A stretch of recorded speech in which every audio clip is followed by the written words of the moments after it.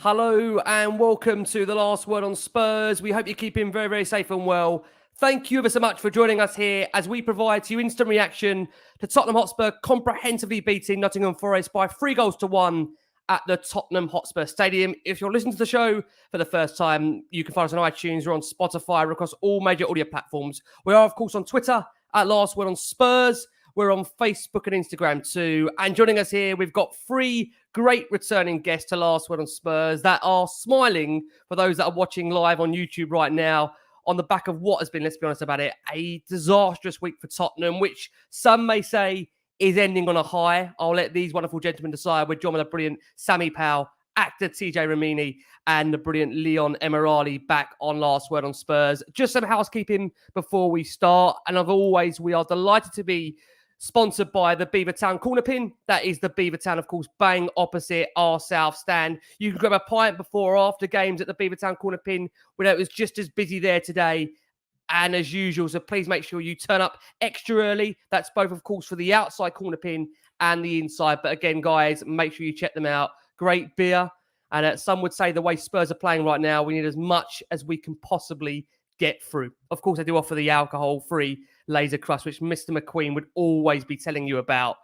Right, guys, we'll get into it. It's, like I say, been a bit of a crazy week at Tottenham, which some would say is ending on a high. We'll start with you, TJ, if you don't mind. Look, it is Spurs offering the perfect response to what has been a difficult, challenging week, albeit, if we have to say, against fairly perfect opponents with Tottenham and Nottingham Forest, a team that have really struggled to win away this season. Being honest, from my perspective, I thought it was a good first half, not a great second half. I thought Forest were quite poor. It's hard to really say there's any sort of a statement win, but after Liverpool's loss, it's good to get, obviously, the 3 points. It does now mean that Spurs have won 5 of their past 7 Premier League matches and are sitting 6 points clear in 4th and a point behind United, who do have 2 games in hand, admittedly. So, TJ, how do you sum up that win and the current moods around the club? I think I concur with your appraisal, Rick. Like, does it dull all the wounds that have been inflicted upon us over the last week? No, it doesn't at all. It's been one of the hardest weeks I've actually suffered as a Tottenham fan. You know, lifelong Tottenham fan. And let's face it, you know, none of us have enjoyed prolonged purple patches of form. Good evening, everybody. Good evening, chaps that are typing in. But listen, a win is a win, and as far as it being a statement win, no. But again, you know, let's be honest. There's no team in this league that's easy to beat. You know, we're all keeping an eye on the City result right now. They have just gone 1-0 in front. Excellent. But it took them 79 minutes to score against a struggling Crystal Palace, who have lost their last 9 games in a row. So to belittle any win at this level, I think, is foolish. And also unrealistic. We need the points. The fact that we're still sitting in 4th is extraordinary to me, but I guess that speaks of the standard of the football generally being played this season has not been very high. But listen, I'm a Tottenham fan, so if we win, I'm going to be delighted. And so that would be my appraisal of today. Yeah, that's very fair. Again, I think we really, really do appreciate and acknowledge there's a lot to get through on this show. Maybe a lot of the things off the pitch, maybe taking a bit more of a present actually when what's happening on it right now. And believe me, we will cover that on Last Word on Spurs. Leon, if I can bring you in, a brace for Harry Kane, a song goal as well before forced to save the late penalty. And obviously we did see a consolation from Forest at the end. It could have got very nervy had Forest could have dispatched that penalty. But it was a more than comfortable win than the scoreline does suggest. It does move Spurs 6 clear off 5th place Liverpool. As I kind of mentioned in my intro there, Leon, it does feel that Forest were almost the perfect opponents for Conte's side, who are still actually at the moment well placed to finish in the top 4. Give me your reaction to that win and what you feel around the current mood of the club right now. Yeah, it's a weird one, Ricky, and in a way it sums up our season in that we're not actually doing that badly when you look at it on paper.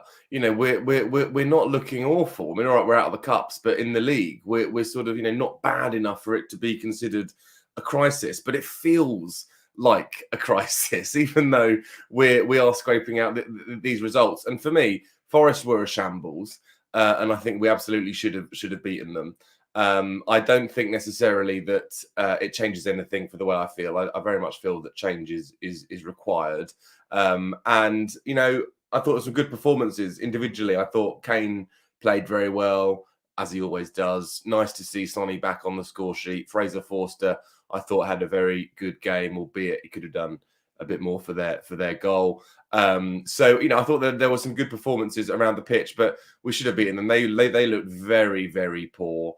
And I do think it's papering over the cracks yet again, and we're somehow still in fourth place and looking good for it. So, you know, just a strange game really, and a strange in a very strange season.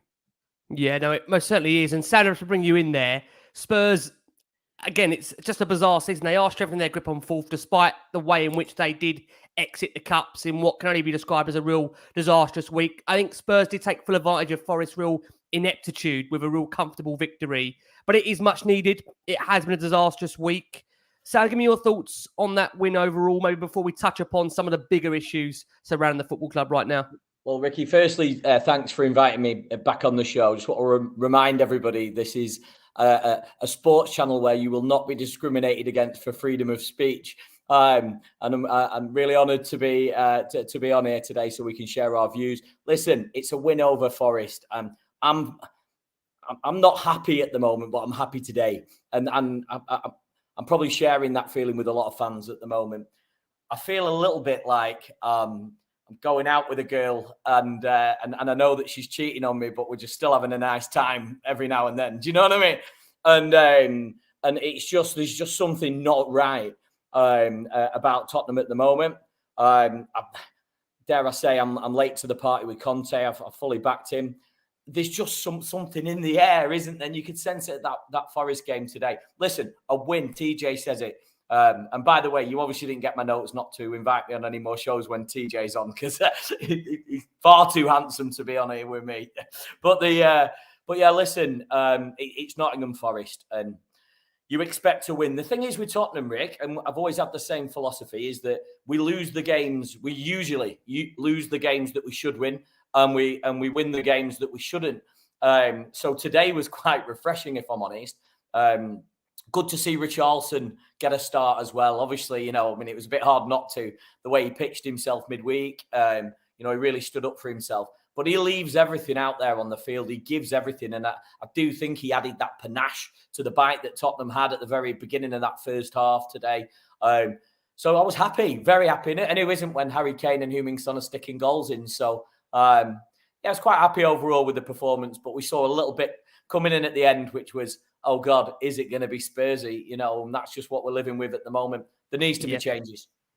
Yeah, absolutely. I mean, look, you're spot on, Sam. Before we do discuss some of the wider issues at the club, the game itself with Forest, you know, I think we're going to be real. If there's an opposition that you could have picked, Conte may have gone with Forest. I know TJ said off there, maybe Man City because of our wonderful record against them. But, you know, Forest I thought was so poor and almost played into Spurs' hands.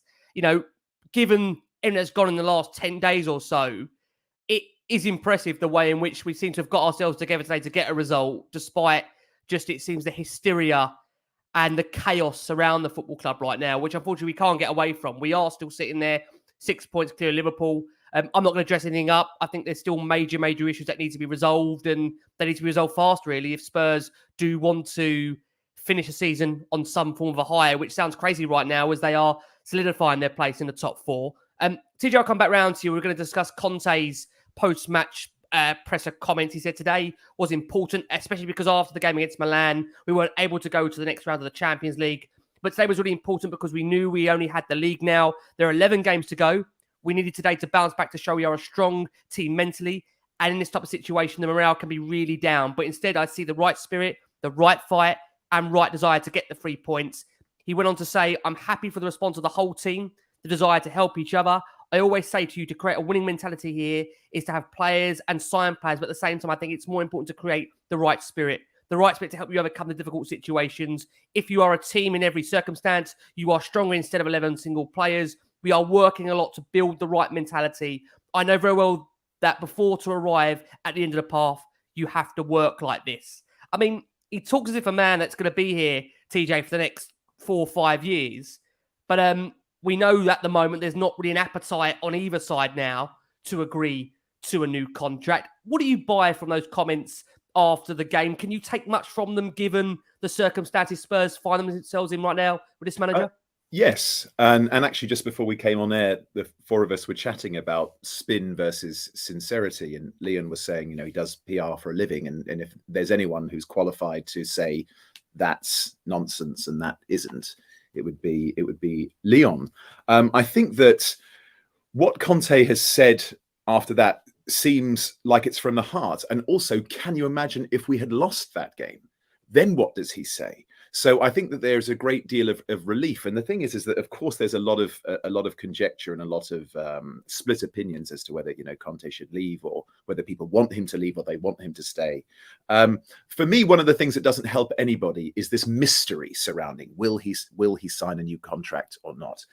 Him saying that he's prepared to die for the club until his contract expires. Do I believe that? With somebody who is as hyper competitive as him, I would say, yes, I do believe it. Perhaps it would put too much pressure on Levy and Enoch and the owners to say, I will continue to die for this club for as long as the owners want me to keep that position. Perhaps that would be too aggressive and putting too much pressure onto them.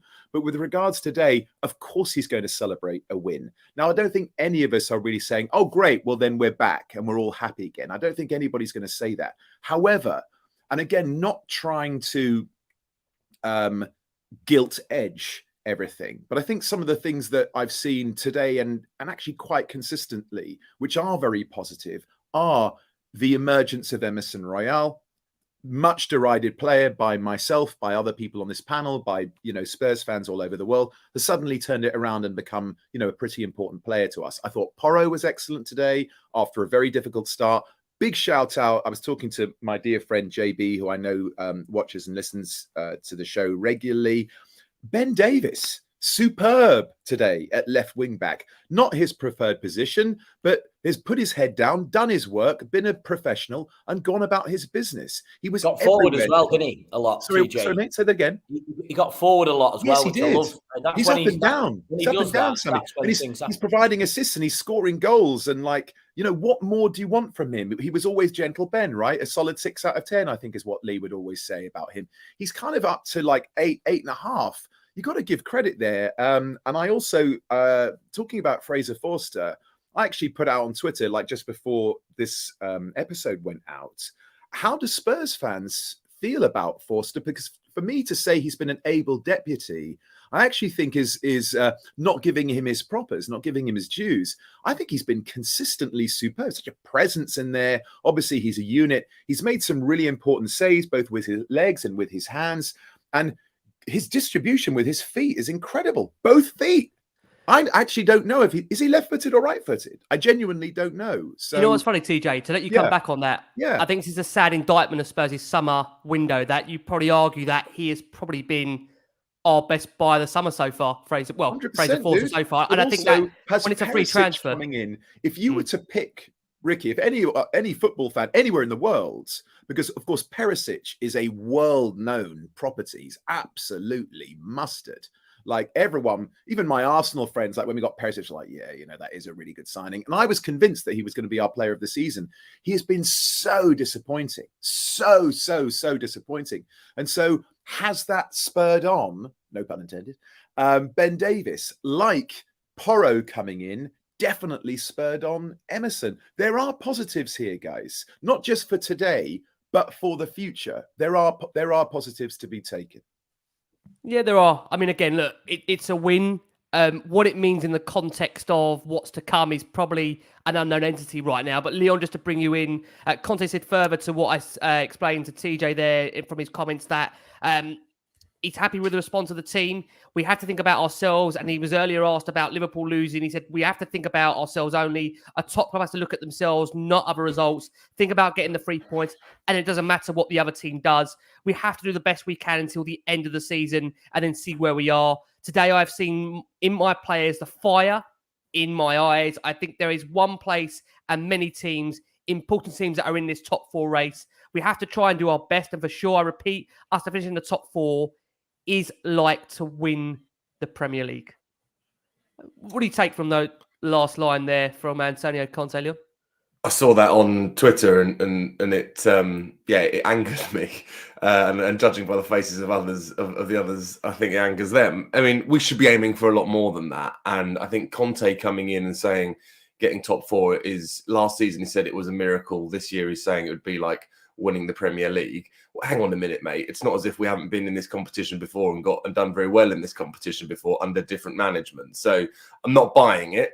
And I think he's trying to manage his own reputation, because I think he knows, as the rest of us do, that it's probably all over for him at the end of this season at Spurs. So he's trying to begin telling that narrative that actually he was incredibly successful, a bit like Mourinho did when he was at United, trying to say that that was his biggest achievement, finishing second. So I think that we deserve better than that as Spurs fans, for him to be saying that finishing 4th is like winning the league. I think we should be challenging for the league. And as manager who's paid £15 million a year, one of the highest paid managers in the world, it's his job to get us there and to make sure that we're challenging for honours and titles, not just for qualifications. And so I think that sums him up, really. He's just out for himself, sort of looking a bit like a mercenary, coming in, doing a job and paid very well for it. But actually, all that he cares about is Antonio Conte and his reputation and his prospects, rather than that of the clubs. And I think that's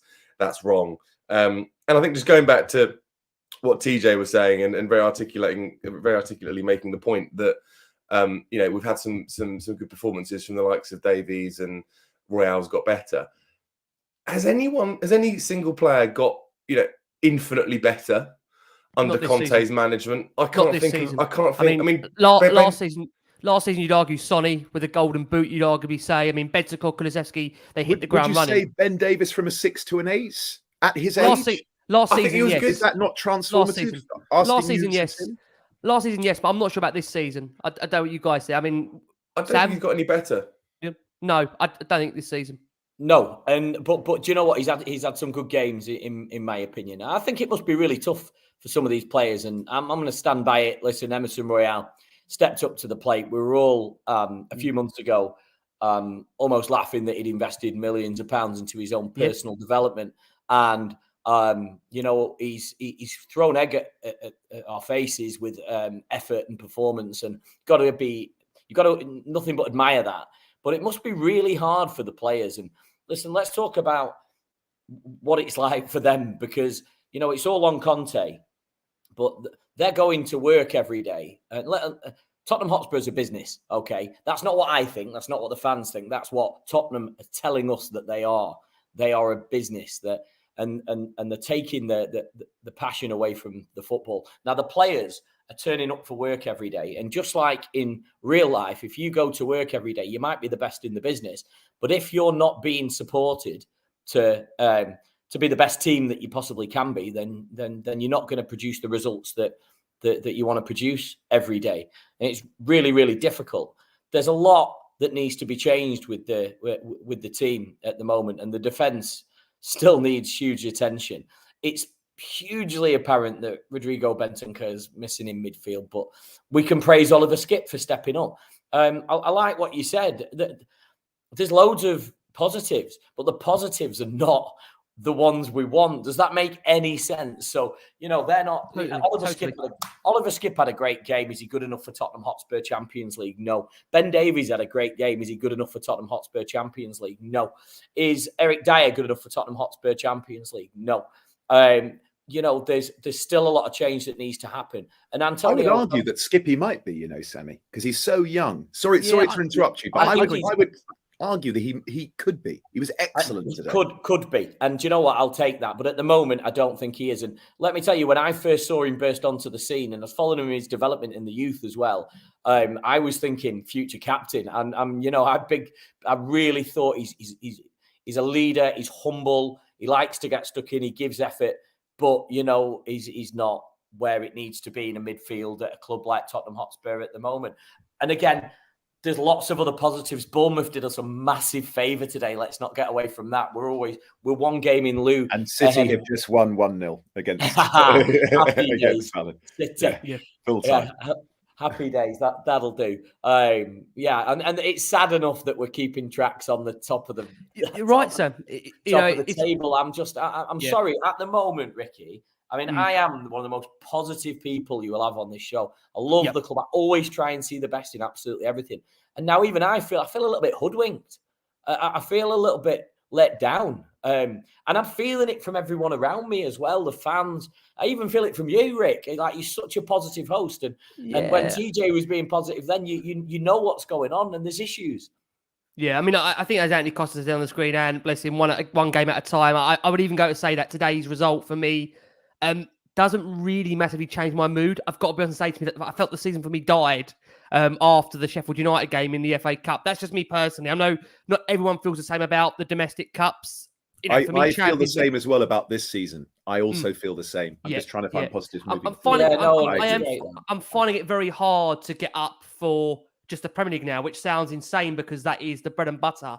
And that ultimately is what we are playing for week upon week. But I think it's been really disparaging the way in which we have exited the cups, and I just can't let that go. You know why, Ricky? I think Peter Crouch summed it up on Wednesday night when he said, what's the point of qualifying for the Champions League, finishing in top 4, if you're going to treat knockout games like that in the way we did against Milan?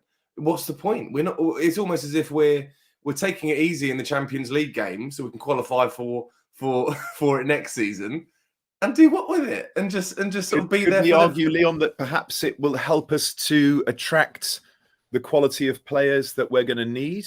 Is it that alone? It's not satisfying, TJ, and it is from a financial point of view. Obviously, the club needs Champions League football and all the rest of it. But from a fan's point of view, are we going to just bow out again after the knockout stages if we get in top 4? And I think that's why it seems so hard to get up for these Premier League games, because you kind of like, if you finish fourth, and we just get knocked out again. We need to go that extra level. We need to, make that next sort of leap so that we can actually challenge for some cups. And the FA Cup thing, I also found disturbing because I thought that was the best chance of winning something. That was the first boot, wasn't it? That was the first boot in, and then the Champions League was the second boot in.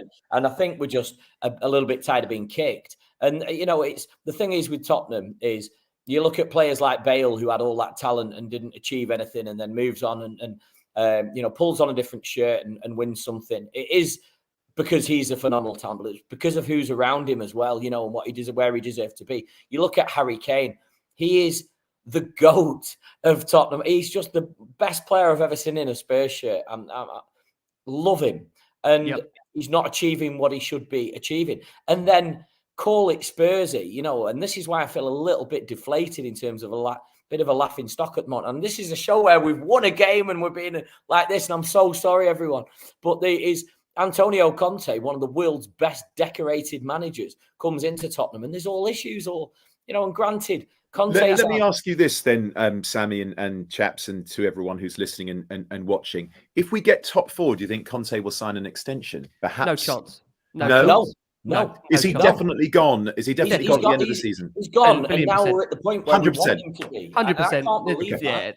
I can't see a way in which now there's any return point from what he said in relation to the press conferences. I think from the one that was embargoed on Friday, which I am going to bring into context. We haven't had a chance to bring that up yet. But Leon, as TJ alluded to there, look, Leon, you are a man that works in PR. I just want to get your thoughts on what was in the programme notes from Antonio Conte today. Now, friend of the show, Ali Gold. Ali obviously has been on Last Word on Spurs several times. I'm sure a lot of viewers and listeners watch a lot of Ali's content. And Ali alluded to his last video about programme notes, where he was saying that, in the past, there has been situations where programme notes have been written for a manager and I don't sometimes even get the chance to see them before they go out.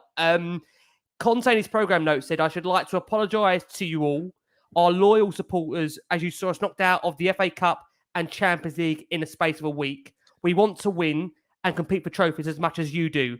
And these defeats hurt us all too."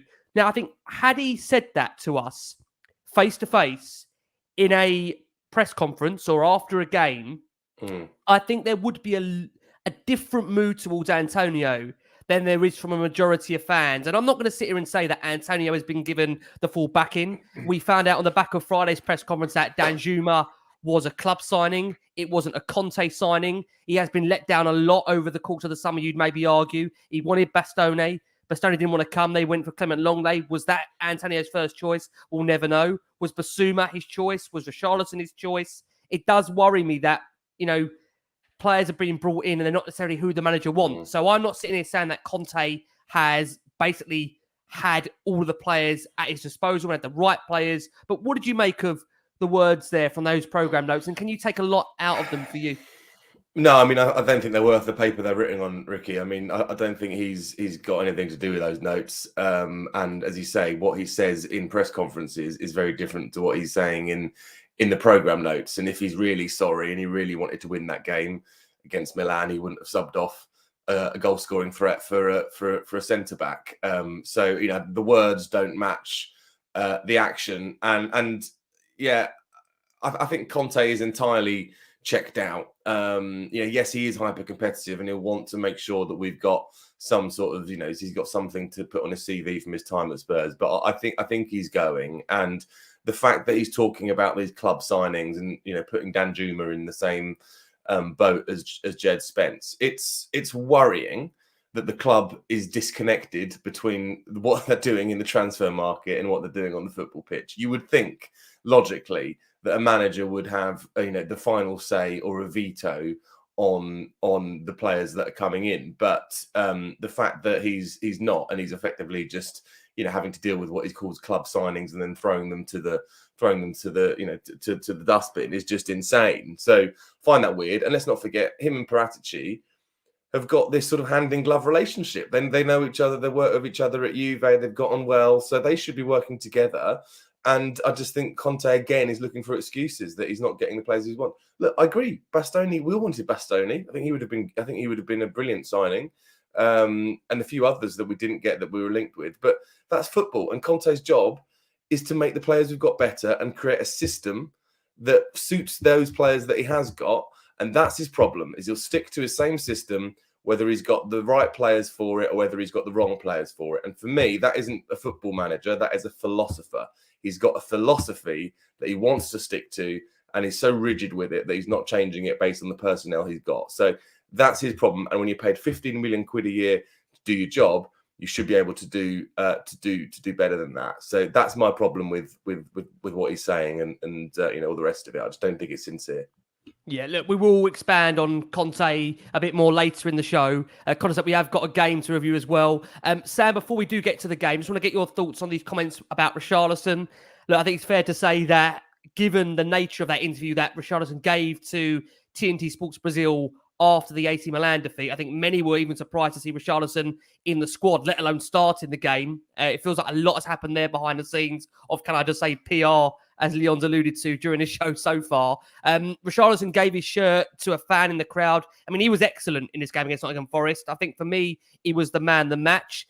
Look, we've got to say again, what happened today doesn't make up for the last week. I think, again, I'm going to be very, very clear on that. But it was an impressive reaction given what we've gone through this week. And Conte said after the game that, don't forget, Richarlison started the season really well. And after 3 or 4 games, he started to play regularly. He played well but didn't score, only in the Champions League. But he was many times in the starting lineup. Then he had a serious injury, and the guy was really scared to lose his World Cup place. Then he recovered, and then he got another serious injury in the World Cup. He came back after the World Cup and then stayed 1 more month to recover, and then he struggled a bit. He went on to say that he had other problems physically, but I repeat, the coach is not so stupid. All the coaches are not so stupid. They start their best players. They don't care if it's Richarlison, Kane, Son, Lucas, Kulusevski, or Danjuma. We want to win, and I have to take the right decisions. He finally went on to say, we need to get the 3 points, and we need to win every game.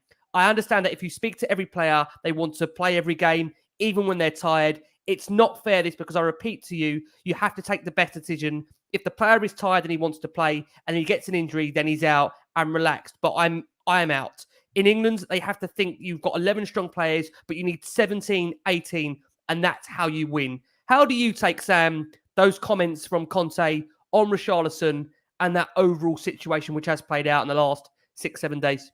Well, there's quite a lot of truth in what he's saying there, to be honest with you. I can't argue with that.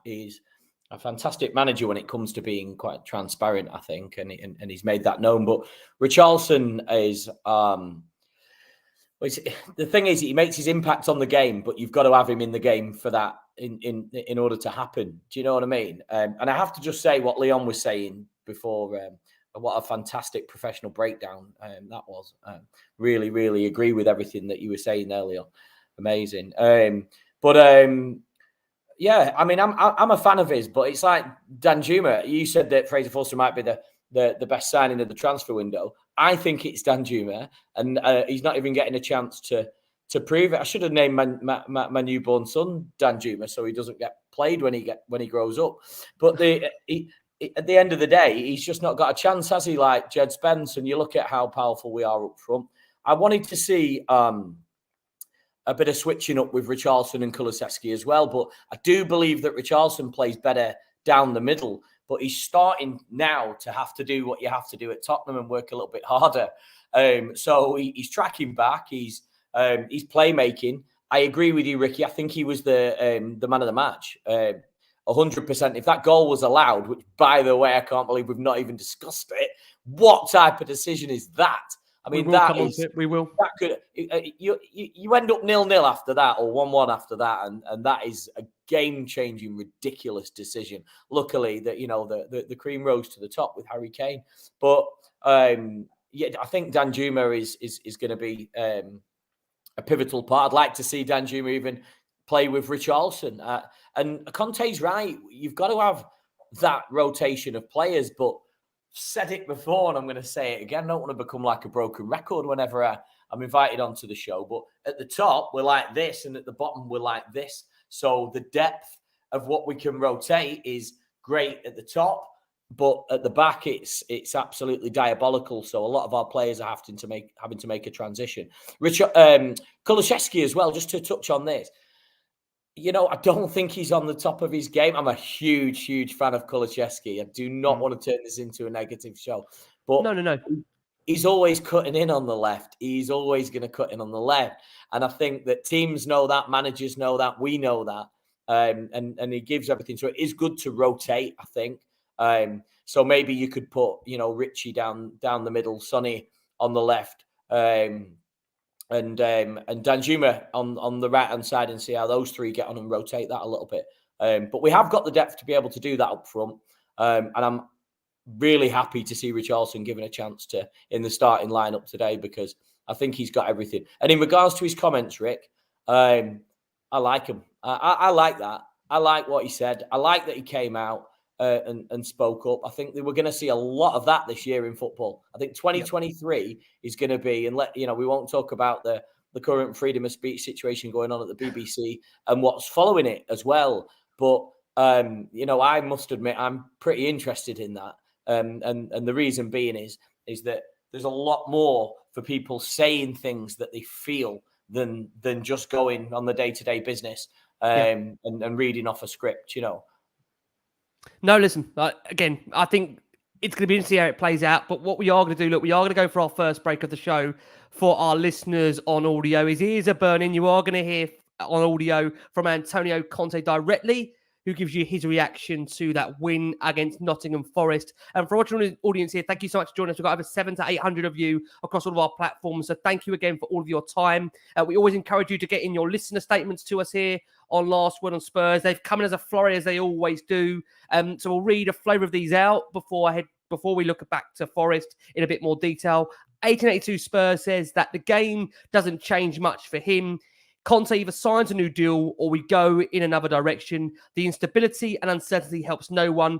Talking down to the most patient fans in world football after Wednesday is not advisable either. Tony Anthony SG says, does that result simply paper over the cracks? Can we really get to the end of the season with Antonio Conte? Tony, we're going to cover that for sure. Inner Strickler says, can we start putting some more responsibility on these players for what's happened? Today, in relation to this game, they had effort and passed the ball well, creating chances and scoring. They could have scored more today in this specific system, but in the FA Cup, Champions League, they simply failed to show up. We still don't respond early enough to changes, in my opinion. Forest didn't really offer much, but when they made changes at half-time, we didn't look under great pressure. Northwest Spurs says, since now we have a week between games and Conte is at his best in this case, it's now just a question whether we keep Conte at the end of the season or we part ways and in the meantime find a long replacement for the summer. Dan Law says, hopefully that rules Steve Cooper out of the running for the job. It's interesting because, again, Steve Cooper's name that came up last week. Many frustrated by that. James Land says, and I think, again, this is in sarcasm, would you consider having an additional person to your panel so you can just ignore them for the whole episode? Or is that an Antonio Conte thing? Surely it's better to make the most of what you have. I'm sure that's in a dig to Antonio Conte in relation to Arnaud Danjuma, who simply can't really buy any sustainable long minutes. And that's where Paul Hamilton goes, says, what does Danjuma have to do to simply get the minutes? Do not understand playing a Lucas Moura every match where Lucas is leaving the club at the end of the season. Ben Taylor says, please can we have a mention for Fraser Forster? I really like him. He makes me feel calm despite the error at the corner. Phil Loveday goes along similar lines like that. He says he's forced to becoming the goalkeeping replacement we need. I think, Phil, be honest with you, I like the optimism. I'm not sure we're getting a little bit carried away there on Fraser Forster. But look, as I said towards TJ there earlier in the show, I think it's a sad indictment of Spurs' window when you would argue that arguably Fraser Forster has been Spurs' best purchase of the summer. And the summer where Spurs spent, a huge amount of money, to certain degrees, I must say, before I get absolutely bombarded with comments about the money we've spent. In relation to Tottenham, they spent a huge amount of money. And I think it's really sad when we're at a point and we're saying that the backup goalkeeper is the success of the season. I mean, that is really worrying. Jordan Hussein says, when will we see a complete 90 minutes from Spurs? Should have gone for the 4th, the 5th. Instead, we can see 10 plus corners and 5 shots on our goal and a sloppy penalty. JRW says, can we all agree that Sonny and Perisic can't play in the same team? Perisic takes up Son's channels and we should stick with Davis. I also think we should also need to have that discussion for a number 10. How many times on this show have we said a need for a number 10, a James Maddison, a Christian Eriksen type player? And Greg Matzer says, I think back in TJ here, how about that performance from Oliver Skipp? VAR took away that goal earlier on, but if it wouldn't have done, it was an absolutely gorgeous pass. And I totally agree with that. Just on those stats for today, just to give those a mention, because like I say, it does, again, filter into what we've been discussing here, that Spurs did 15 shots on target, the Forest is 9. I think what will capture many is the way in which Spurs did concede a number of corners, a 9 to the 2, and Spurs are slightly edging it on possession there, 56 to 44. But it's interesting to go with that start off there, coming over to you, TJ, because if we're going to be honest and say that Oliver Skipp, he is playing a pivotal role in Spurs' midfield at the moment. I know Sammy is a little bit on the fence with him, but I think he's one of the bright lights so far out of what's been a fairly frustrating season on the cup front, at least. Yeah, without a shadow. And the thing is, as well, is that, again, Sammy was talking about, we have to remember that these are human beings. We often talk about that on this program. I think we're a relatively compassionate lot. How old is he now? 21, 22, somewhere in there, right? When I was 22, 21, yeah. Christ, an absolute mess. And he's been tasked with coming into a central midfield where he's only got one other person around him. He's not got 2 other people around him. Enormous responsibility. And of course, you are tasked with not only winning every tackle, but making every pass. And also, heaven forbid, if you play a pass sideways or backwards, and you'll be a Harry Winks and, we'll get on your back. So I think coming off the back of long injuries at his age, I think the quality that he is showing now, for me, is really exciting. I think that if he continues to develop in the way that he is and can stay injury free, I do see him being a future captain, Sammy. I do still see that happening. It's been thrown into it. And of course, we've had this absolutely magical, transformative, mesmeric midfielder in Benta, cruelly taken away from us. And poor guy, my goodness, our hearts collectively broke for him. So to try to fill those sizable boots is no small task, and he was brilliant today. Listen, a quick shout out as well for that goal, which wasn't offside. Where are they drawing these lines from? I'd love it actually if somebody who's listening or watching, to send us a comment or send it to us on Twitter or whatever to explain, because why would you draw a line from somebody's elbow and then from somebody's armpit when you can score with neither of those? I don't know the rule. Is that what's the TJ, point of that? A friend of mine is obviously, I can't name him for reasons. He started as a lino in the EFL and I was communicating with him, and he said, "How have they looked at? Never mind the Lino decision and the ref decision. How have they then gone to computer? The technology looked at that and ruled it offside because he's on."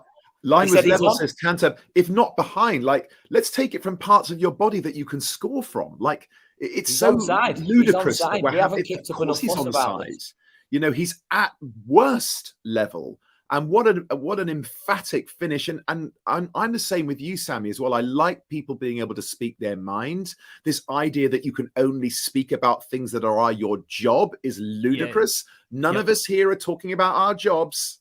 You know, I'm not a football pundit, and I'm here talking about football punditry.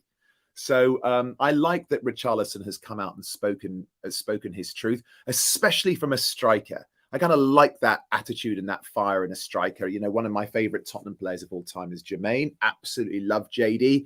And he was an absolute spark plug his whole career, you know, and was often accused of being too selfish in front of goal.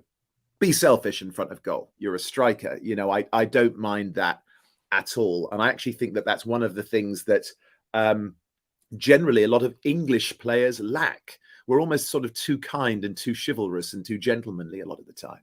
And at the top levels of sport, I believe that there's little to no room for that.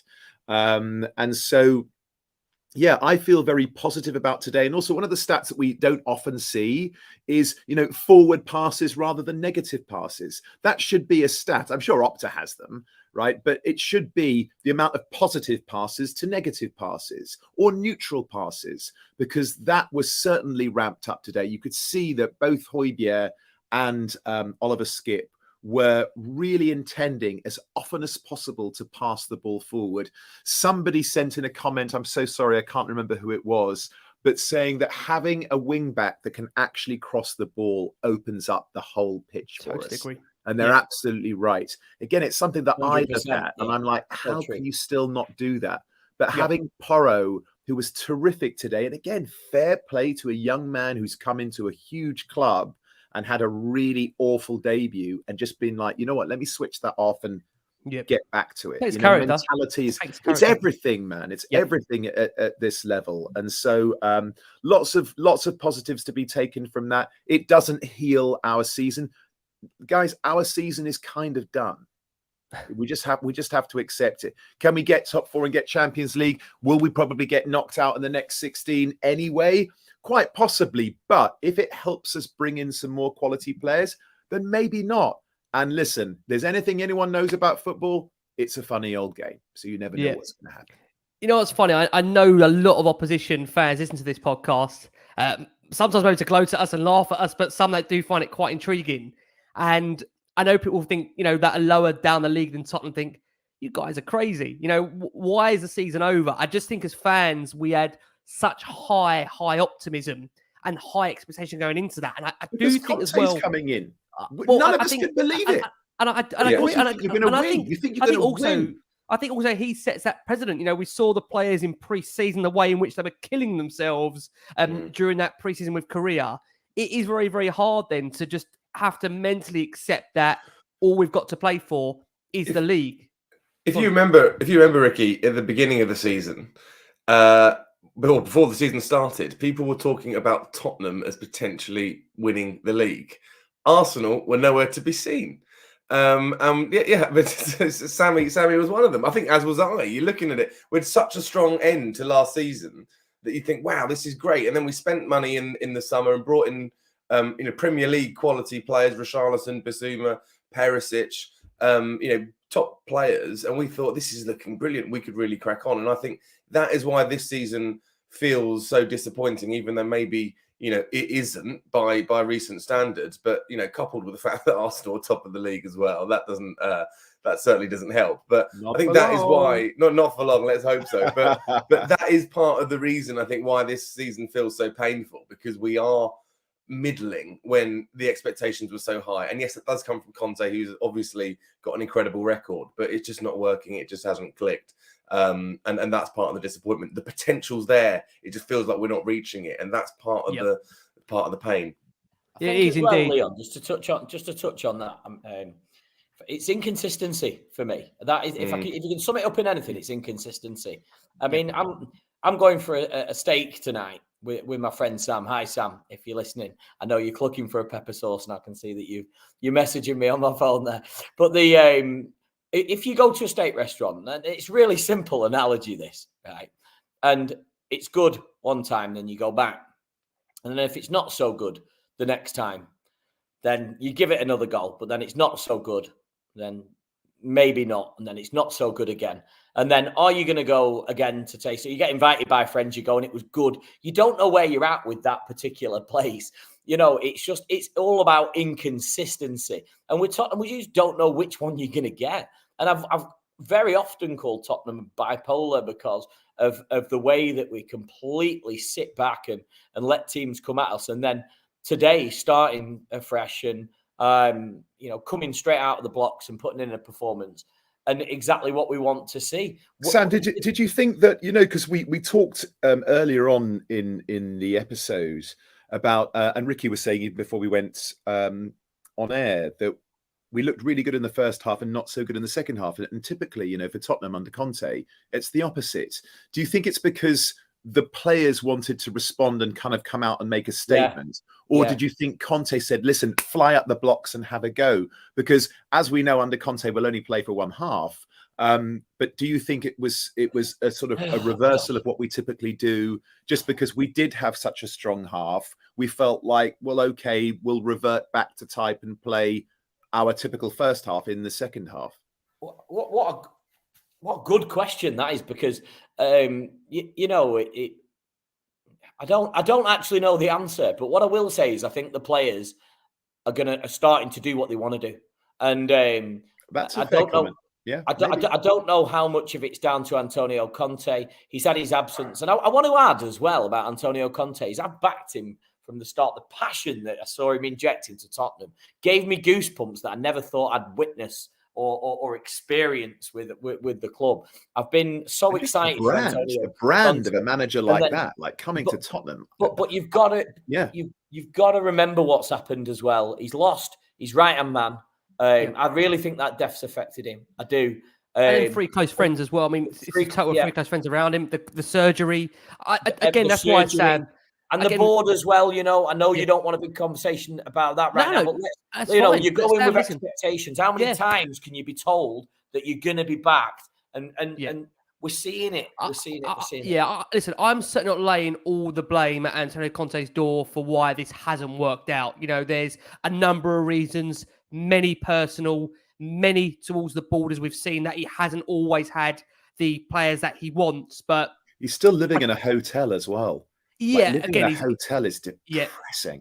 Yeah, really depressing. Good though, can it? His family, his family's in it. Again, another issue here, like you say there, TJ's family's in Italy. Yes. I think when you look at the whole environment, for me, it's not conducive to try and have success under this model, and it's a real shame because I have wanted it to work so much. I'm sure we all wanted it to work, given the nature and the, as you said, the brand of manager that's coming in. But I just think Tottenham, as I've said before on so many shows now, I know it sounds like a broken record. I'm so sorry, guys, to keep on saying this. Spurs' hierarchy need to work out what they want to be. And what I mean by that is, do they want to follow a project where they give it to a young, upcoming manager that is willing to be given a time to build? Or do they want to give it to someone that is ready to win now?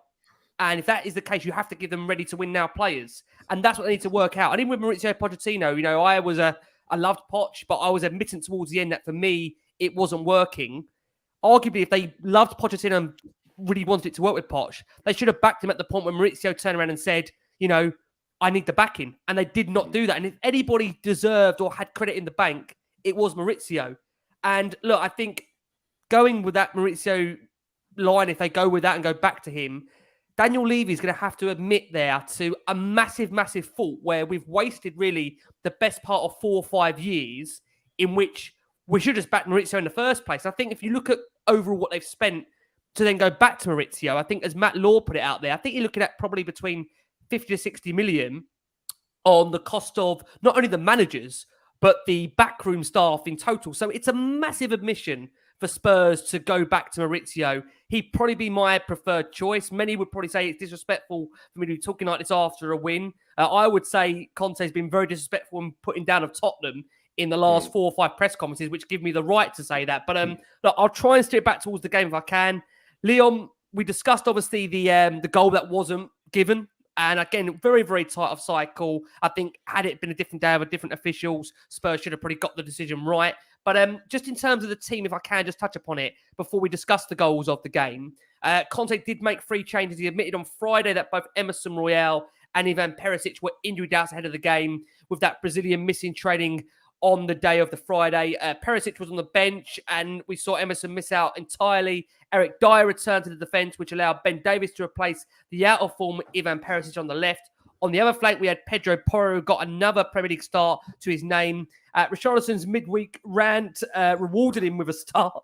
And after 3 games without a goal, he was back in the team. There was a first appearance on a Premier League matchday squad for 19-year-old winger Romain Mundle, who's been really good for the under-21s in recent weeks and scored some great goals, largely playing as a left-sided forward, as always, brilliantly broken down by Ali Gold. So that team without Forster, Romero, Dyer, Longley, Porro, Højbjerg, Skip Davis, Richarlison, Kane, Son, with a bench of Austin, Sanchez, Tanganga, Perisic, Sarr, Mundle, Zanjuma, Lucas Kulusevski. Leon, first thoughts when you saw the team, given the week we've had? Yeah, I was pleased to see Ben Davies playing in that left wing back role, because I thought actually he's put in a couple of good performances when he's been asked to play there. So I was pleased to see him there rather than Perisic, and I think I don't know about these sort of conspiracies that Son plays better when Perisic isn't playing, and Royale plays better when Kulusevski's not playing. I don't know the interplay between those positions, but I was pleased that Davies was there. And on the whole, I think that's probably the team that most of us would pick, bar a few changes here and there. I think one of those changes that I would have made is I'd like to see more of Sarr. I thought that when he came in against Milan away, him and Skip were superb. And I think Sarr gives us something that with Bentancur out, neither Højbjerg nor Skip give us, and that's the ability. Would you play Sarr alongside Skippy then, Leon, or Sarr alongside Højbjerg? I think I would go for the Milan two. I think I'd go for the duo of Skip and Sarr. I think both of them look really, really good in midfield, and they complement each other's games. A bit more energy than we get with Højbjerg, who I know he's a love-hate player, and I think he's not had a bad season, Højbjerg, but it's just not enough. He's not a Champions League level player for me. Whereas I think Sarr could be, and Skip certainly could be. So I think let's start looking at those two as an option, and it would be nice just to give the younger players a bit of a run out, because I think they're the future of the club, and we've got to start looking to that now. So a good team. The defence obviously is shaky. We've said it. How many times do we need reinforcements in defence? Massively. Yep. And whether we continue to play this system or whether we go to a back four, we need a left-sided centre-back desperately, because Longley isn't cutting it, and Davies can't really do it there. He's better. I think he's better as a wing-back. So, Leon, can I ask you this, because it's interesting, isn't it, how subjective football is? Because I'm a massive Højbjerg fan. I think what he brings so much and does so much, such a tireless worker, every blade of grass, etc., etc. Let me ask you this then, mate, because so if we bring in that top quality left-sided centre back, do you think that relieves defensive pressure, defensive responsibilities on Højbjerg, and can actually open him up to be more creative? He does have great forward passes. He scores important goals. He can dribble. He's actually got tricks. Like he can shuffle left onto right, right onto left. Like he can get out of a really tight corner. The thing is that by 70 minutes, he's run ragged because he is carrying Eric Dyer and Longley on his back. And the Viking that he is, there's only so much he can do. Agreed. Do you think that his stock and his value rises with the addition of that left-sided centre back? And of course, I open that up to the chaps and the people who are listening. Yeah, I'll touch on it briefly, but yeah, I think you're right, TJ. I think that is part of the problem with both of the two midfield players, is that they are defensive midfield players, because in a way they have to be, because the defense isn't good enough and they need to bail And them will out. be derided if they're not playing offensive, positive passes. Exactly, They've but I got think to do it all. if you have a quality back three of centre backs that you can rely on and are consistent, then those two midfield players get to be a bit more expressive, get to be a bit more creative, and I think that's part of the reason why this system looks one bad. more would make a huge difference. If we can, Yep. Longley isn't good enough. No. He's just not good. No, enough. he's not. No. He's painfully slow. Yep. His passing's not. I know people say his passing's pretty good. His passing's pretty good compared to Eric Dyer. Like he's no Jan Vertonghen or Toby Alderweireld, is he? Totally agree. There are Totally much agree. better passes. I mean, the man has got cement boots. He's so slow. So for me, like Dyer is better than Longley, and I know Kane bailed out Dyer 3-4 times. Oh, absolutely! Just today, absolutely. That was. I also had this fantastic fantastic comment come through from a dear friend of mine, and Ricky, as you were saying, there are rival fans who listen. My great friend Jordan, who's a lifelong, a dear friend of mine, one of my oldest friends, and a Chelsea fan, and a huge Conte fan, was saying that one of the things that we loved at Tottenham about Conte was his ruthlessness, and we wanted him to instill that ruthlessness into the club, and he's absolutely right. However, if Tottenham had taken on that ruthlessness, we would have sacked him after that capitulation against Milan, and we didn't. And that's from a huge Conte fan. So did we take on his ruthlessness or did we not? And I don't think we did. It's interesting. I mean, Sam, to bring you in there, look, Harry Kane, we always talk about players that are stepping up on difficult situations for Tottenham. I think it's fair to say that, look, it's a first assist for Porro for that opening goal. He dinked a lovely cross towards the edge of the 6-yard box. Kane planting a header. I must say that Richarlison battered away down the right-hand side. I think Richie should get a lot of love for this, obviously, for this game and what he brought to the table. But Kane overall now, 2022-23, Sam, appearances 38, goals 22. Just the 20 only alone for Kane in the Premier League out of 27. It's been a phenomenal season for Harry Kane. What did you make of that opening goal, Sam? And did that maybe settle the nerves of what today might have brought? No, it didn't, because I'm a Tottenham fan. But the opening goal was stuck in emphatically by Richarlison and not allowed. So I was already annoyed. But obviously, it settles the nerves as a Tottenham fan. And do you know what I loved about it? Harry Kane even knows that he's the man now. You know, he turned around when he headed that, and I don't know if you noticed it, but he turned around to celebrate before that had crossed the line. He just knows his quality. He's the GOAT at Tottenham, and absolutely don't know where we would be without him. I love it. Also, we'll find out next season. Very good. Listen, do you know what? I'm gonna go out there and say I don't think he's gonna leave us. I agree with you. I don't think he's going to go. That's all heart, no head, but I agree. No, I don't. Listen, I've got devil on my shoulder here. I play devil's advocate. So if you ask me the question, should he go? And if I was speaking from a business decision, the answer is yeah. And that is, it's a completely different question. But I don't think he's going to go. And why would you want him to? But what are we delivering for him? I've said it many times before. You know, why on earth would you put red diesel in a Ferrari? And that's exactly what we're doing. Harry Kane is up front with world-class assisters. And behind him, we don't know what's going on. I wouldn't replace Højbjerg with Sarr or Skip, by the way, just to go back on that. I've agreed with absolutely everything, but no. I will go over effort and passion and tenacity over somebody that isn't ready yet. And I don't mean that disrespectfully to either of the players. If we had a manager who played 4 at the back, would those 3 start then in the midfield? If it was a 4-3-3? No, but it's not all the manager's fault. I mean, the problem he's got is manager's got options. You can't complete building a house without the foundations for it, no matter how many bricks you've got. And the bottom line is that at the moment, we don't have those options. Now, if we had players of stature, skill, and... Oh, excuse me, that's my dog. If we had players that we could rely on, then what we'd do is That's Chestnut, by the way, everyone. Then what we would do is we'd play those players. We'd I wish our bark was like that. We'd be all right. She normally falls asleep when I'm watching Tottenham. That's like us normally. In the Wake up at the first second half, half, generally. She's awake for the second half. Yeah. But then the players like Sarr and Skip, and it is serious. This I am really passionate about. This is that they're given a chance. Then once you've got your cream of the crop, you get a good result in the first half. You get a couple of goals, and then you can start filtering in your Sarr, because the words we keep using very, very often are potential, nearly there, maybe. I'm not taking anything away from any of these boys. Sarr is an unbelievable talent.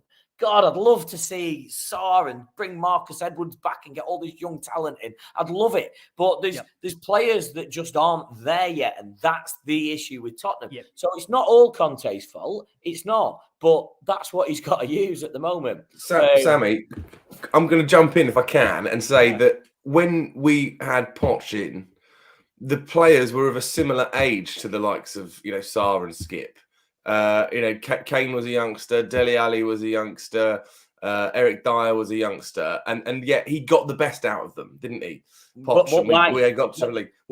This is the question. You're completely right.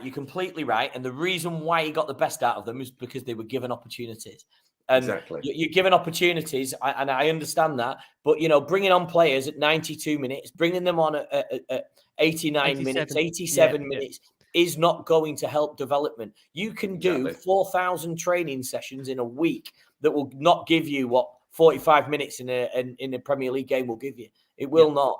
And I think that's the biggest concern, isn't it? The man talks about having a bigger squad and a more in-depth squad, and we haven't really seen enough rotation to warrant the comments about needing a bigger and in-depth squad. And I think that's where a lot of the frustration does come from. It really, really does. I mean, just to kind of touch upon, obviously, Spurs did go 2-0 ahead, a penalty. Richarlison, again, really at the heart of it. He was at the heart of all three goals. He was brought down after a nutmeg pass from Kane. It was Kane's first penalty since the World Cup, TJ, and he guided it high and down the middle, made no mistake. It was a goal actually reminiscent of Spurs' free-flowing attacks, really, under Conte last season, where it was exhilarating to watch on the break. And again, as we said about Kane, 20th league goal of the season, 2-0 free for him now in the Premier League. And look, again, taking into account the opposition, it did give us a bit more of strength and a hold on that game at 2-0, TJ. Yeah, yes, it absolutely did. And to echo Sammy's sentiments, and probably, many of us, he is the greatest Tottenham player I've ever seen. I mean, he just has so much. He's our best number 6, number 8, number 9, and number 10. And he's world class in all of those positions. And people out there go, "Oh, he isn't world class." Of course, people like Pep Guardiola are not going to say he's world class if he isn't. And also, just look at his numbers and just pipe down. And the Haaland debate isn't even one. Erling Haaland is a phenomenal. No. Ask Pep right now. Who would you prefer? Every day of the week it's Harry Kane, and twice on Sunday. Every day of the week. So listen, today he was fabulous. The frustrations are born from exactly like Sammy was saying, and again we all know, is this staggering inconsistency. We'll go from world beaters just to a team that gets beaten 4-0 by Leicester, or 4-1 or whatever it was. It's just remarkable getting beaten 1-0, obviously, by Sheffield United. No disrespect to Sheffield United or Leicester, but you know what we're saying. We'll go beat City, the best team in the world, and then you lose to those guys. And in the manner that you lose as well, just listless and toothless and directionless.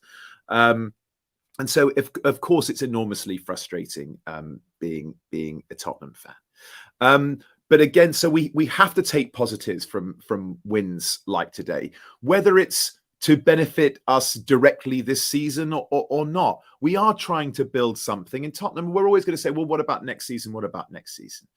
So, I guess what I'd say to you guys as well is that how many players away are we from actually competing? Is it 3 defenders? Is it 2 defenders and a number 10? For me, it's minimum, and being pragmatic, a goalkeeper, 2 centre backs, and a number 10. And I think we can compete, because something that I consistently see week in, week out, and again, I saw it today I love football, I'm following all the games, is how is it that Brighton, Brentford, Fulham are constantly performing? Like, they're not going to win every game. Now, those are clubs that don't have depth and can't rotate and all that kind of thing. However, they have such a strong identity, such a great philosophy, and they'll go out there. I reckon that Fulham will turn over Arsenal tomorrow. But they have playmakers, TJ. Right. Is that it?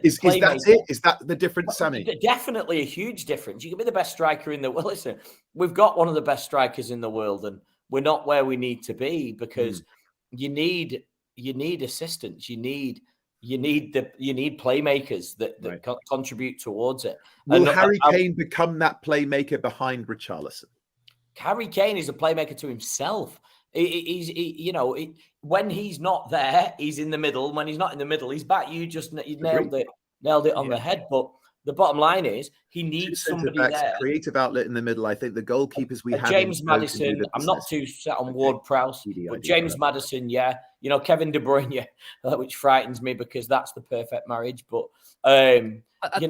Yeah. What's interesting? I still think I look at that squad, TJ, and to answer your question, I still feel we're probably 4 or 5 players away. The problem you've got who is are that they, Rick? What positions are they, Rick? Goalkeeper. I mean, Hugo Lloris is coming towards an end there. Has to be definitely need another left-sided centre back. Definitely need to make that and address that. You could argue probably now and say left wing back Perisic. No disrespect to him, had a great season from a dead ball delivery perspective, but in terms of in-game, the legs simply haven't been there. So that's 3 times. Depends on Udogie. Depends on Udogie, doesn't it, Ricky? Good point. Sorry. Destiny Udogie. We still need backup for Udogie. So do we get another one? So because I'm saying as well, TDID forever said again, goalkeeper, 2 centre backs, and a playmaker. And that's it. So that's 4 players somewhere in there, guys. Do you agree? And TJ, by the way, we've got nearly all of those positions out on loan, playing for other clubs. Would you bring Reggie back? You beat me to it, Leon. I'd bring Reggie back. I'd bring Reggie back, and I'd look. I know it's Ndombele divides opinion. Ooh. I'd bring him one of him or Lo Celso back because I think that's we haven't got it. We haven't got. Can I just say though, guys? These players. I think if we're going to keep changing the manager every 18 months. We're never going to get this resolved, are we? Because every manager is going to like different players. So, look, Pochettino may come in the summer and think, you know what? I might be able to improve Reguilon. I might be able to get a tune out of Ndombele. He was my signing. I might be able to get a tune out of Lo Celso. He was my signing. But the problem if you could take Lo Celso or Ndombele, who would you take, Rick? I mean, Ndombele, as I've always said, to me... You can have one or the other. Who'd you take? And Ndombele, to me, always looked like he had natural ability. But the problem is I'm not too sure if he's made for the Premier League. I think Serie A suits him absolutely down to the ground. One or the other. Who do you want at Tottenham? I don't know if I want either. I really don't know if I want either. There is still, honestly, Spurs have gone through so many players that on paper, on compilations, look absolutely world class, but yet they come here and we absolutely ruin them. And it is honestly so frustrating. But again, I make that point that if you're going to keep changing the manager every 18, 24 months, we're going to be in a situation where, quite frankly, we don't know who or what any manager prefers. And Spurs, for me, they need to address that situation first with regards to the manager. Yes. And then once you've got that situation sorted, then you look towards the squad. There is that argument. I reckon I'd like to bring in that creative position. And this is never talked about. I've never heard him linked or anything. He's very young. He's at Leeds. He's an American player. And he's that Aronson kid. Very good player. Like very good player. My friend Max is listening, and he's a big Leeds fan, an American lad, a Leeds fan, and I really like. Impressive when I've seen him. Could get him. I reckon you could get him for about 15, 20. I don't know what his contract is saying, but like Maddison's going to be expensive, right? Even James Ward-Prowse is going to be expensive. Who else we're looking? Lo Celso, I don't agree with as well. Ndombele, I was like, he's unbelievable, but he's not right for the Premier League. I reckon you could get somebody like Aronson. I also really like that Billing kid at Bournemouth, and he's Danish, right? So Højbjerg could have a word. There's players out there at these, again, no disrespect, lower in the table clubs. They've got some really, really good players, really good players. I think we could pinch if we offer them Champions League football or even Europe. even Europa or whatever. It's ironic, isn't it? We're sitting there talking about players, and yet Spurs have been linked with 7 or 8 or 9 different managers this week, from Luis Enrique through to Mauricio Pochettino coming back, through to Steve Cooper. Brendan Rodgers even had a mention, God help us, please. The thing what makes me laugh is that when you look at the Thomas Frank as well, when you look at the managers Spurs have been linked with over the course of these last 3 or 4 days, what makes you laugh is how every one of those managers are so different. And it just shows you just how chaotic it seems behind the scenes that we would actually compile. And I'm not sure Spurs are doing this because, again, a lot of the names being linked are through the media, and every obviously reputable source or unreputable source has their own preference of who are being linked towards the club. But if Spurs are actually having a shortlist of 9 or 12 managers between that period, you do wonder what is the approach, or if there is any approach, because it just seems so scattergun.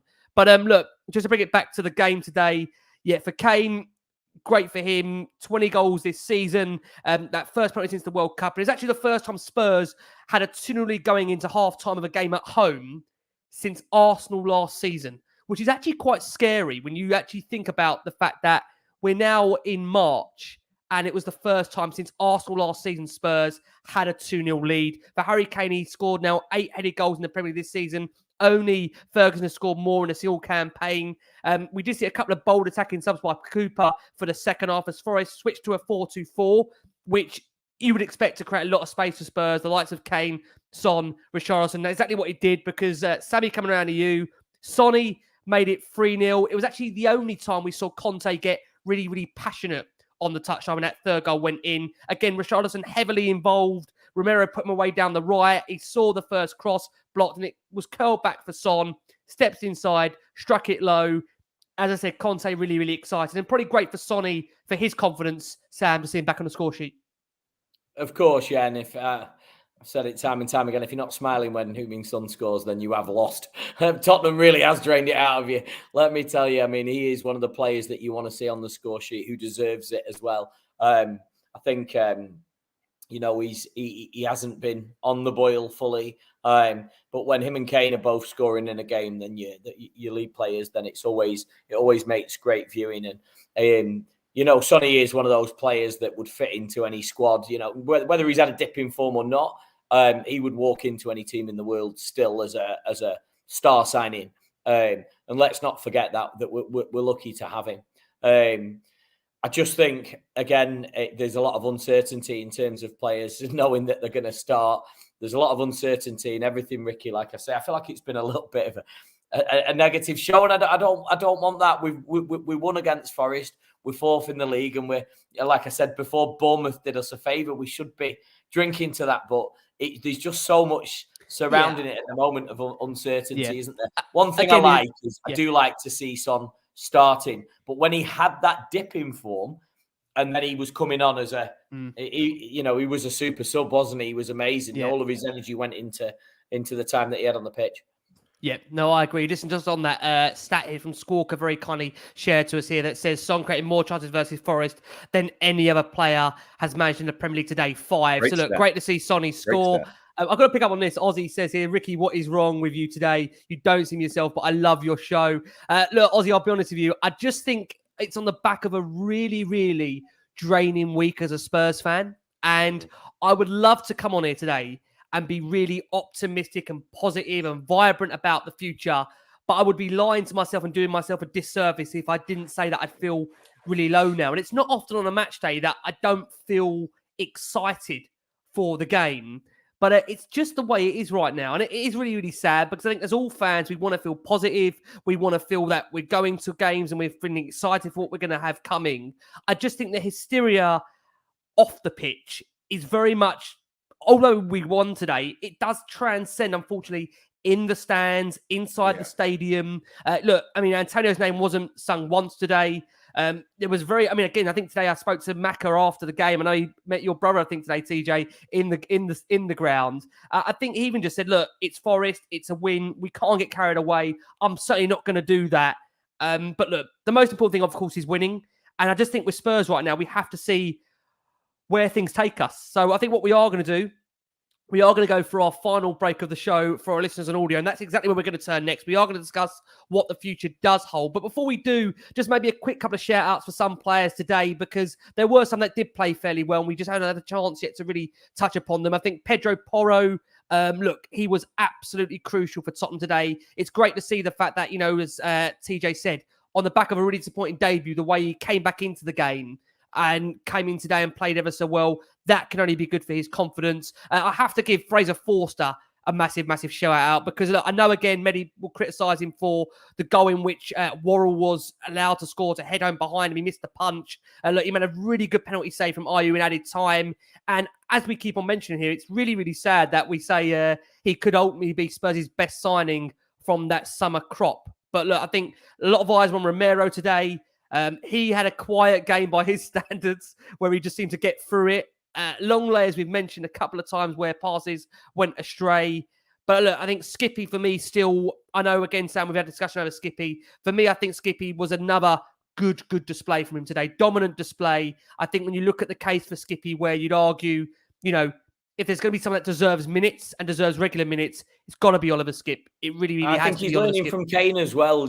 I think he's picking a lot up from Harry Kane by the way he plays. And, he's looking for that forward ball. He's got his head up. He's looking before he kicks. And you can always tell a player cares where the ball's going when they do that. And they're not just blindsiding it. That's why Kane can do it blindfolded now, because he knows where the players are. He takes that look.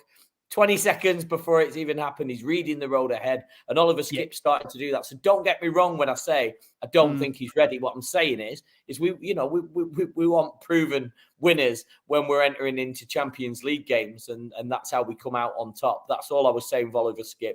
I've always endorsed him and wishing him the best career at Tottenham. Yeah. Again, I think, listen, Richarlison's a real positive to be excited about today, because he's back in the team and really involved in everything Spurs were good at today. I mean, I'll interact with you on that. I think, again, we look at today, and I think that majority of Spurs fans that are level-headed won't get carried away with the win. But despite the fact what we say here, Leon, there has been a number of positives. Harry Kane, Richarlison, Sonny, Skipp, Porro, Fraser Forster. Do you think sometimes, what's happening off the pitch does transcend to maybe forgetting what we've done on it? 100%. And I think if we were still in the cups, this would have been a great win, and we would all be buzzing, because we didn't play badly today. Or even one of them, even just one of them. Exactly, you're quite right, TJ. So I think it was just the manner in which we bowed out with a whimper, or not even that. I think that's tinged what happened today. And there's definitely something in the stadium. I mean, I felt it. It just felt flat. And if you compare that to the first 10 minutes of the Milan game on Wednesday night, when it was rocking, and then obviously it did tail off once it looked like we weren't going to go through. But I thought that there was just a flatness around the stadium. There were a lot of empty seats I saw around the stadium. I don't know exactly what the attendance was, but it certainly wasn't. It was still in the 60s. I think, again, Spurs, the announcement of the attendance is generally on bought tickets rather than empty there you seats. go. So, and I think there was a lot of people trying to get rid of tickets and what have you. So hopefully Levy saw that and saw that as a bit of discontent from the fans, and that we weren't happy about it, and Conte saw that too. But yeah, ordinarily, as a single game, I thought we did very well. I thought we played very well. There's some really good performances. Nottingham Forest were diabolical. I don't think they offered a great deal at all. And I think the fact that it could have been 3-2 had they scored their penalty, maybe that is another sort of tarnish on the result, because I think 3-2 against that Nottingham Forest team would have been worrying. I think we could have certainly put a lot more past them. Can we argue that if the VAR goal had not been disallowed, that I don't think they would have scored today. I think if that had gone in, what was it, after 5 minutes or something? Yeah, it was after 4 or 5 minutes. It was. Yeah, I mean, and I thought, oh, this could be a really good game if we can sort of trounce them, 5 or 6, and sort of put the last week behind us. But it was a good game. We played well, but you can't get away from the bigger picture. No, you just can't. And that's what's stopping us from bouncing off the ceiling over a good Premier League win, and it's just the bigger picture surrounding the club. It's the negativity, it's the uncertainty that we don't know what's coming, and I think that's what it is. We like certainty. We like to know how we can start, what we can start looking forward to. But at the minute, we don't know if there's anything to look forward to. I'd Harry love- Kane, I'd love Harry the Kane next might be off, manager. Conte might be off. Yeah, I'd love Yeah. the next manager, whoever it's going to be, to make press comments and general speculation about the club less about themselves. You know, Yeah. like Mourinho is such a star and loves being a star, you know, loves being famous. Remember when we did the Amazon doc and he talked to Harry Kane about, you're not a big enough star.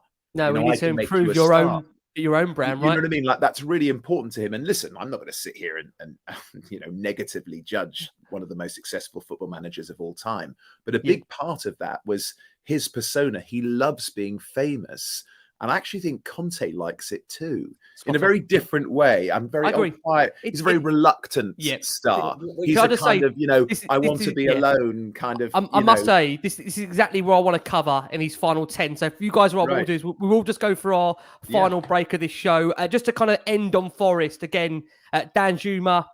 Got to ask yourself what that guy has got to do to get minutes. I mean, and we know Poor on Friday, Conte said that he was a club signing.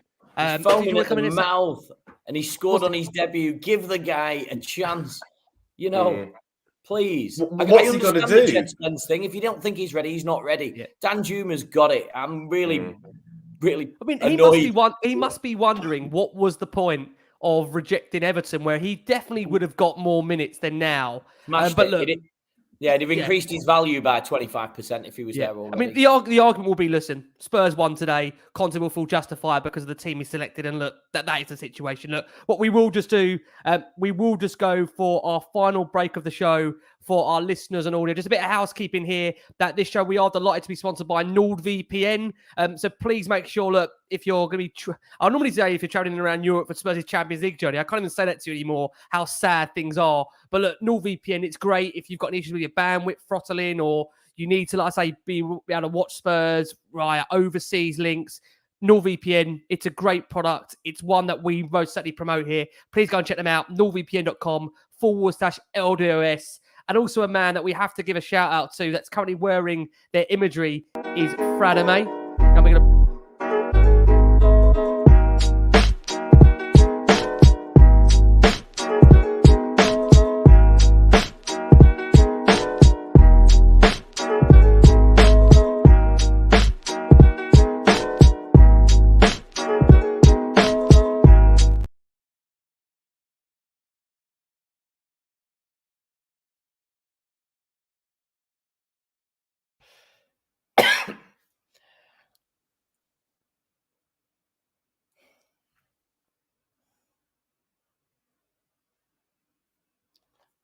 Ricky, I've got you guys. Can you hear me?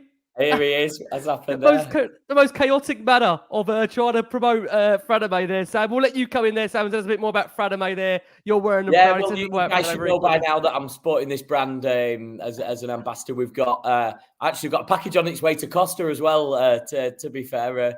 And there's quite a few players wearing it now. Luxury brand, streetwear. Fradame.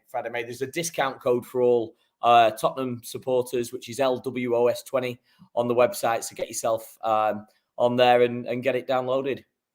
Beauty of going live. Anything can possibly happen in the life Anything of can Tottenham happen, Hotspur mate. podcast. Anything can happen. Always be prepared. Guys, it only feels right to close the show with regards to Antonio Conte and what the future does hold. TJ was going into it there for us, and I just wanted to stop him for a second because I wanted to kind of open up on what the future does hold now for Spurs, for Antonio Conte. Look, we've won today. Again, it's important to win. That's what we're here for, to win football matches. But as I think, TJ, you alluded to, there is a bigger aspect of what's happening around the football club right now. Conte said on Friday in an embargo press conference that the patience of the Tottenham fans are finished. And he believes that because the fans want a trophy, full stop. So, TJ, what do you think the future is going to hold now in these, next 11, 12 games left? Do you think Conte will stay as Spurs' head coach, or are we delaying the inevitable of a departure before the end of his current contract? I think a couple of things. I think it's always important to remember that, English is Conte's second language. And whilst he speaks it very well, there are certain nuances that are lost or easily misinterpreted when listening to somebody who speaks English for a second language. I do think he'll remain at Spurs until the end of the season. I know you, Rick, and probably the other chaps I don't know, we'll hear from them in a second, are also convinced of that. I'm not sure, to be honest. I'm not sure. I suspect he probably will leave. I suspect he's looking forward to leaving. I don't think he feels very settled in London. But this is somebody who's, done this for a very long time. It's not like he's not used to fans wanting success. I think my friend Mike Ford was saying as well that one of the big problems is that he's asked for players and not been given them. And so when the chairman or the owners of the club have the final say on who they bring in, that must be very frustrating for a manager like Antonio Conte. What I would like, and I understand that at the quote unquote big six clubs, managers are going to be scrutinized at a higher level than managers at other clubs. But I would just love for a manager to come in. If you look at somebody like Erik ten Hag, I'm not saying he's a great manager for Tottenham, but he's such a quiet, dignified gentleman.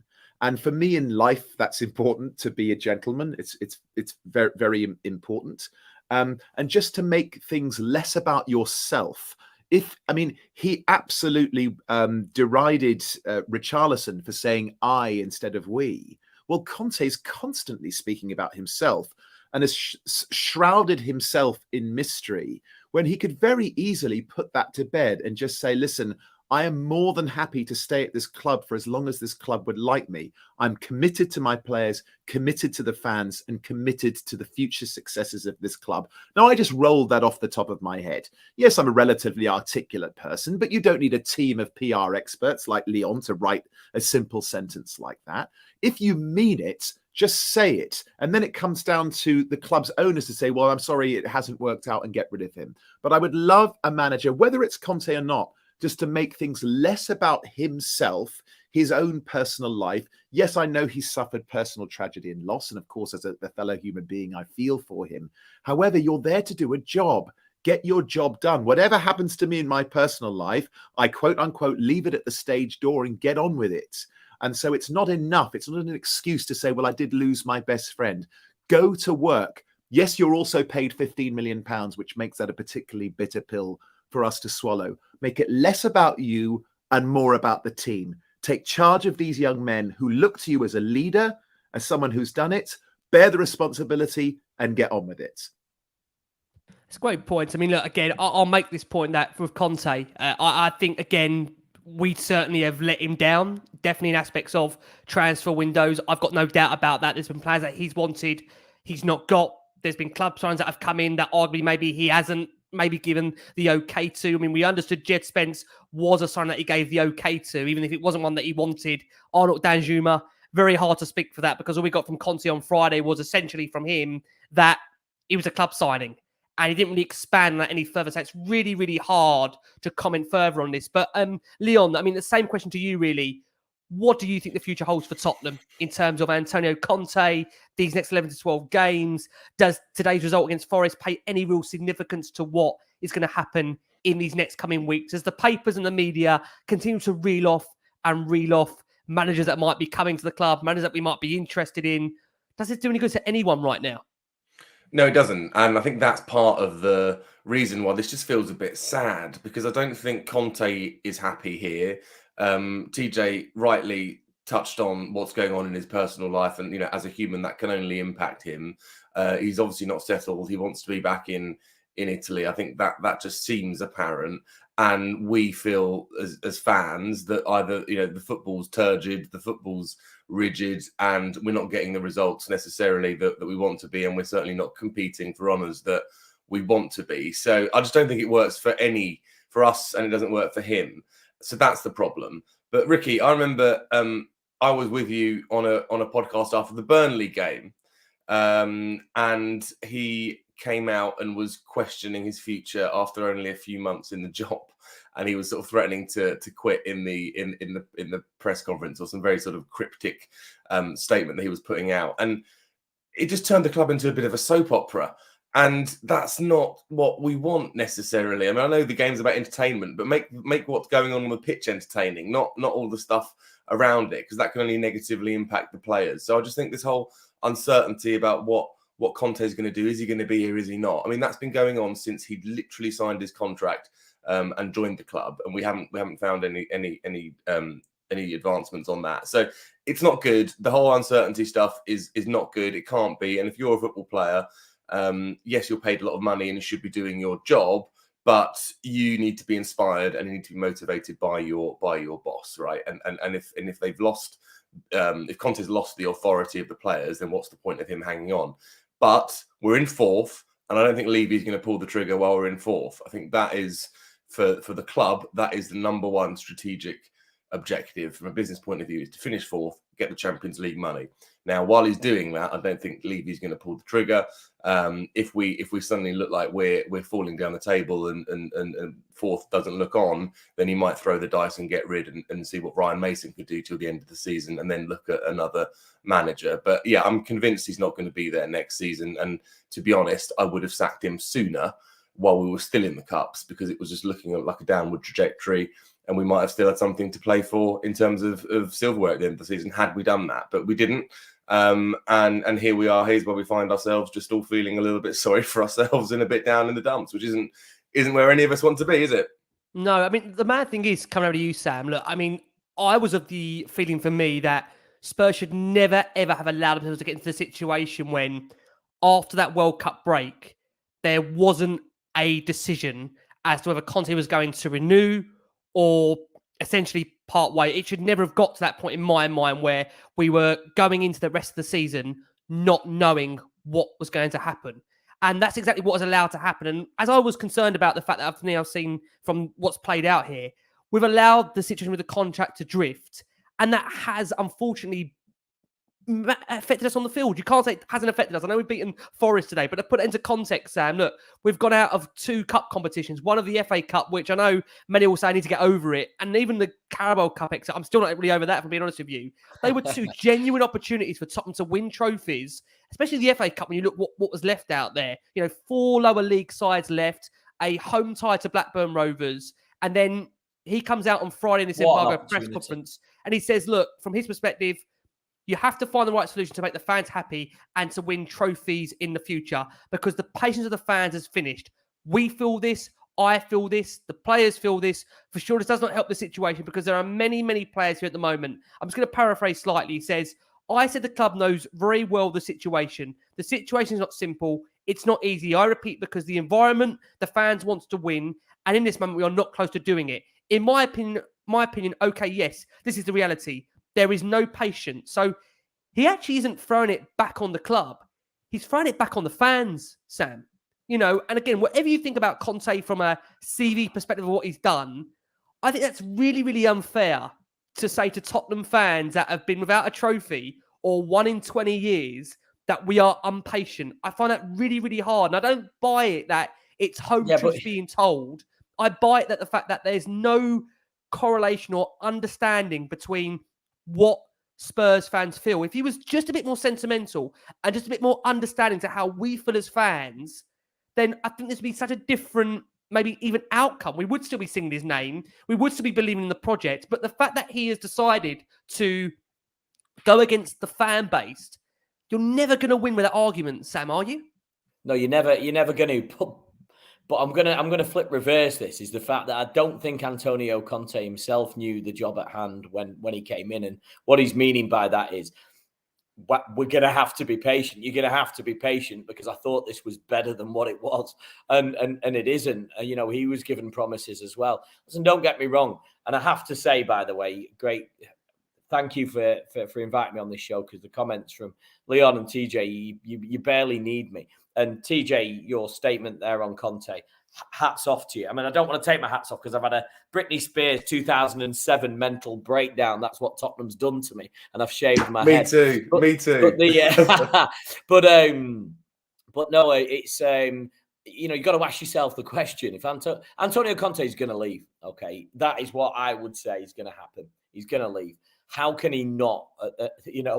With the pressure that's on his back, the comments that he's making, the passion seems to have died. That was everything that the players were fueled on. It's the aura, the environment, the energy has changed, and you can hear it in us. You know, that's that's what's going to happen. But you ask yourself this question: if they brought in, I mean, the comment about Ten Hag, what a job he's done at Man United, and the way he's so dignified and with he dignity. just absolutely Yeah. And nailed again, it. he's made it about the club Building something and the special. team. He's not made it about himself. Again, No. Conte just seems puerile and childish to Yeah, me. but I do You're think a full-grown man. I understand it's difficult coming to Tottenham. I understand it's difficult. But then again, we are then going to look at how much you're being paid to be there. And, you know, you're in one of the greatest capital cities. Yeah, I get it. But if they Can I brought also in a just say, manager... Sorry, Sam, Rick. I want you to come back on this, Sam. For those in the comments that are saying that, from my perspective, you know, I'm putting pressure on Conte to win this season. I actually am not. I'm not saying that he, just to be clear, I'm not saying Conte had to win a trophy this season. I'm not saying that. I'm most certainly not saying that, but it's almost like he said that we've lost patience with him. We wouldn't have even got into this situation had he not been playing us off week upon week in press conferences and using them as mind games against the board. And this is what my frustration is. Yeah, I'm not saying that we had... confidence I would have been happy to stick with Conte, even though it's been difficult football, if I thought that he was going to get the players in to make it better than what it was. Because I saw the back end of last season that gave me enough belief to think that ultimately, with the right players, this would improve. But you've got to be honest and say the way this has kind of petered out in these last 3, 4, 5, 6 weeks, along with the brand of football, along with the way in which we've gone out of the cups, it's very hard, Sam, to get at a point now. This is only my opinion. Again, I'm here to drive it, really, but I find it very hard to defend him at the moment. That's despite winning 3-1 today. That's despite Spurs being in a good with position. You, Rick.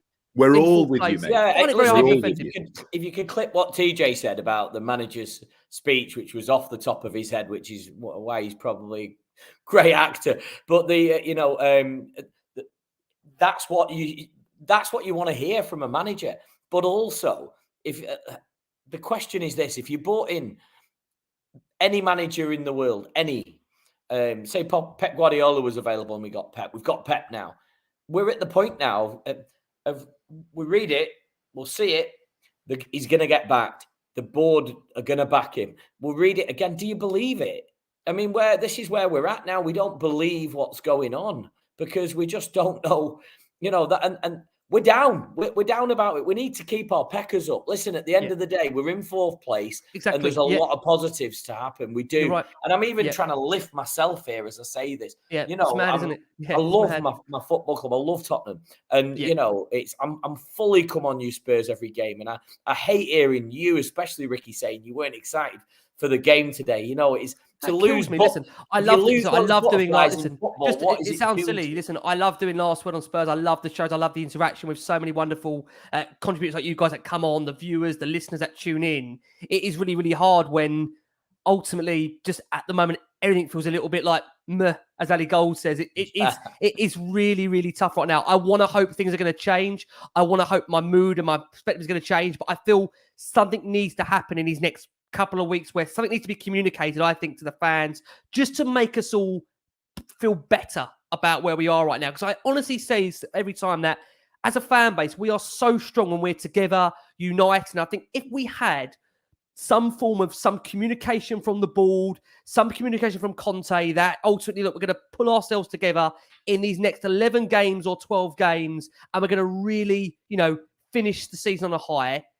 Many will say that they don't have to say that, but I'm just saying that it just feels like at the moment Spurs have won, but something is missing. And I actually don't know what I do know that thing missing is. It's for me that word commitment. It's the word that we feel associates ourselves back with the club, that commitment. I feel a lot of it now has gone in relation to... We want a club that at least comes close to matching not only our dedication and, like Sammy said, our love and our adoration for this club. I don't expect any chairman really to match our expectation or match the level of passion, but at least come close to showing us that you care even a little bit. Yeah. Again, about an hour ago, Sammy rightfully said that we are a business and Tottenham Hotspur is an entertainment business. We have the premier entertainment venue in all of Europe. again, I've said this before on this show, you know, obviously I live in America. You have to step outside of Europe. You actually have to step outside of the sport of football to find a stadium that rivals ours. You'd probably have to go to like the SoFi Stadium or the Dallas Cowboys Stadium or something to find something that even comes close. So that box check achieved. Now that is your aim and your goal, Daniel Levy and ENIC. However, there is also a football club that has been at least the spark that ignited all of this prosperity that you've enjoyed. So pay us a modicum of respect and commit to us that you will make positive steps to actually go on and win things. Show us that you care, at least to that degree. I think I fully agree with that. Very well articulated, TJ, as you've been throughout the evening. And I think just to add a point on that, my gripe is not with ENIC in its entirety, because I look at clubs like Brighton, like Fulham, like Brentford. We should be way above where they are. And I think we are spending way more than they are. We've got better facilities way more than they are. ENIC's job is the long-term prosperity of the club, right? And that's secured because the stadium is phenomenal, and so is the training ground, so we hear. But what goes on the pitch, ENIC are not the ones making the substitution for Davinson Sanchez to come on when you've got a few minutes to go to try and get a goal in the Champions League. It is the manager's job on the pitch to make things happen. And yes, we haven't got the players that we'd all want. We'd all want a better centre back and wing backs and all the rest of it, but we haven't. And we have to live in this world. And there are managers out there with a worse group of players on paper doing a better job. And we have to ask the question, why is that? And I don't think it's necessarily about backing from the board.